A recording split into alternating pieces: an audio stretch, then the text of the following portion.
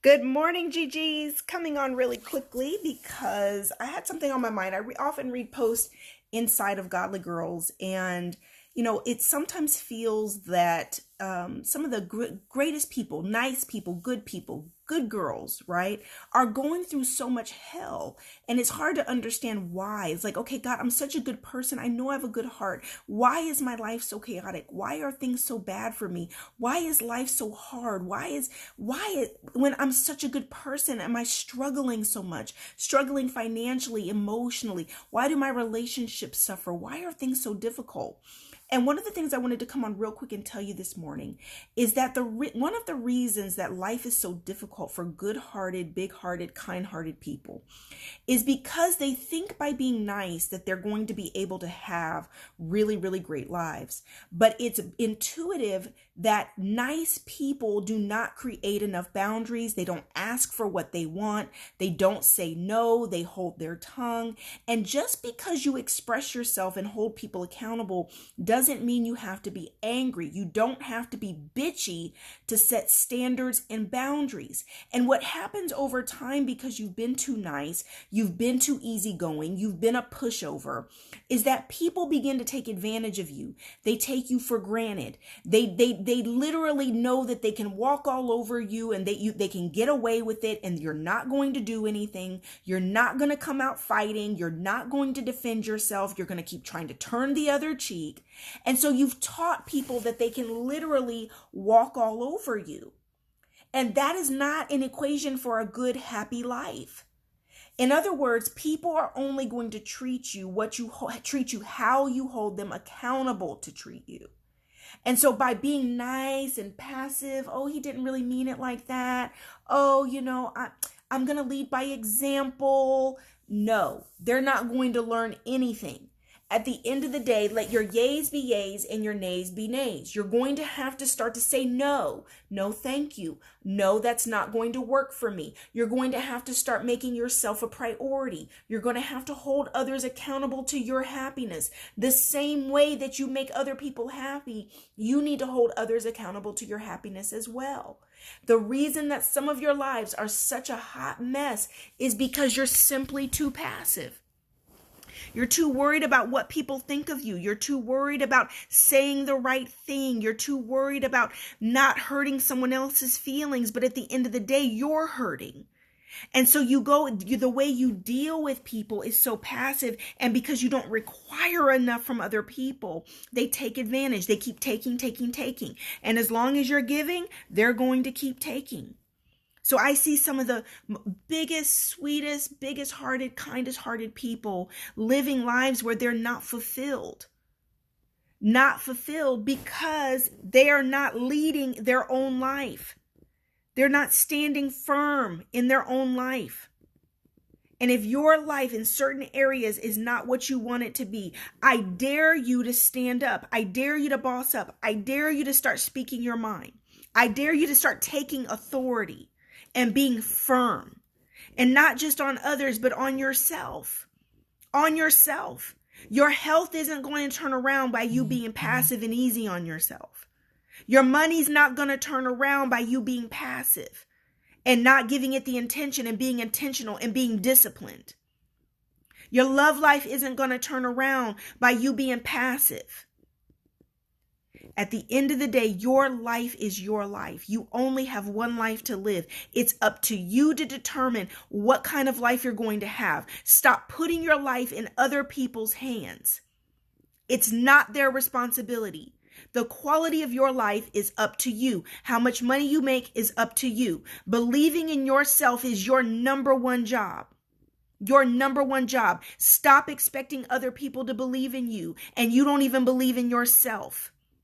You've got to become your own number one fan, and then anybody let them get in where they fit in. If they're not down and they're not on your team, next. Because big-hearted, loving people give. That's not the issue. The issue is that you're not giving to yourself. You're not putting yourself first. That's the issue.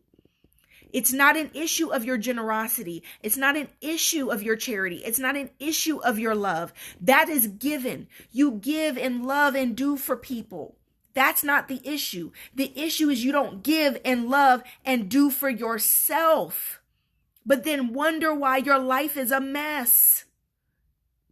Wonder why you're not manifesting abundant life. You wonder why you're not leveling up. You wonder why. God, where's my money? Where's my husband? Where's my curvy, sexy body? Because you spend so much time investing in everybody else, except the one person you should be investing in is you. You deserve it all. I'll say it again. You deserve it all. God judges the heart. Your heart is pure. Your heart is good. No one's ever taught you how to stand up for yourself. No one's taught us how to walk this thing out. Being confident. We equate confidence with arrogance. It's not the same thing. You can be confident and believe in yourself the same way you believe in God in order for you to accomplish what you were put on earth to do. And it's not going to happen by being a doormat and letting people walk all over you and not checking people and being too nice. Nice for what? Get off the damn floor. So you're tired of people walking all over you? Get off the damn floor. Anyway, I know, girls, I don't even apologize anymore. I love you to pieces. I just came on real quick this morning because I want you to succeed. I want you to live your best life. It is your birthright to live abundantly. Abundance is not just money. It's love, peace of mind, joy, walking in a fulfilled life, doing what you're called to do, doing what you love. That is your abundant life, full of love and loving relationships and people who love you and respect you. Get off the floor, daughter of God. Get off the floor. God didn't mean for you to be walked all over and put last, back of the bus. No, honey. You deserve it all. Bloop. Hello. Hello.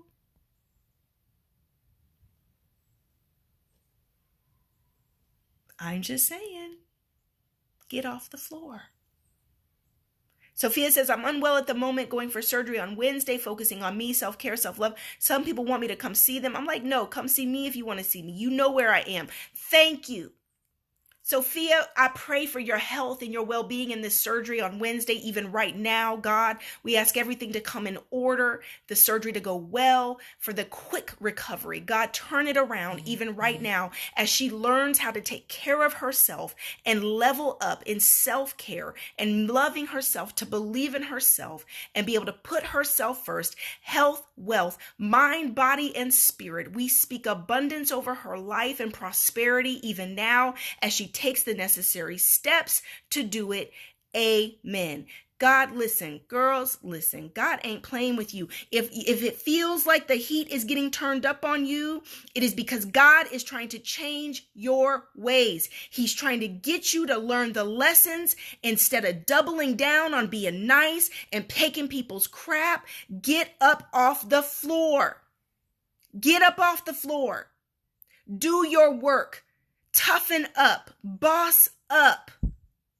It's not happening passively. It's not happening passively. Quit expecting things to just land in your lap because you're such a good person. Stop expecting things to just go right for you because you're such a good person. Stop expecting people to love you and respect you just because you're such a good person. You have to command respect. Command love. Demand as good as you're given, you have to command it in return. You deserve it all. You deserve it all. Amen. Amen. Love you, girl. Talk to you soon.